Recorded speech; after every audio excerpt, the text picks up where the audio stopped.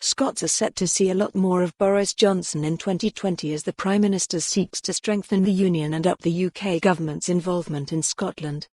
As Mr Johnson considers his forthcoming cabinet reshuffle and shake-up of Whitehall, expected in early February, the Herald has been told that he is planning to visit Scotland on a more frequent basis with longer overnight stays and to hold more full cabinet meetings north of the border to underpin his role as Minister for the Union.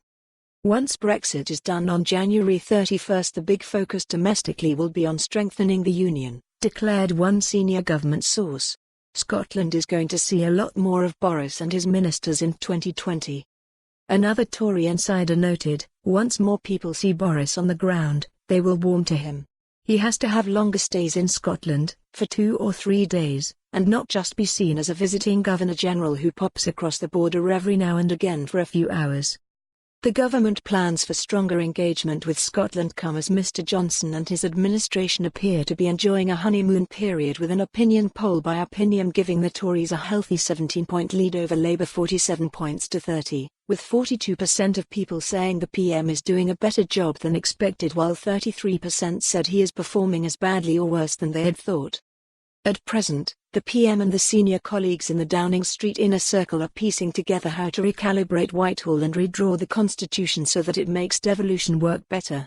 This includes a plan to relocate the House of Lords to York with the representation of the nations and regions of the UK at its heart. The Dunlop Review on Strengthening the Union, commissioned by Theresa May in one of her last acts as PM, has been held back and will be published to coincide with Mr Johnson's grand unveiling of his reshuffle and plans for government departments next month. Much thought is being given as to the relationship between the Cabinet Office, run by Michael Gove, Number 10, and its fledgling Union unit and the Scotland Office. Mr Gove, who is highly regarded by Downing Street as a media operator in defending the Union and taking the political fight to the SNP, has been tipped to become effectively the Minister for Delivery and the recalibration of Whitehall.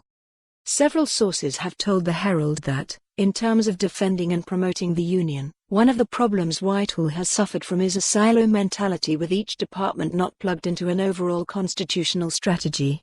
One of the key aims of Mr Johnson's shake-up will be to instill a Union mindset across the whole of government. This will involve more visits to Scotland by senior ministers.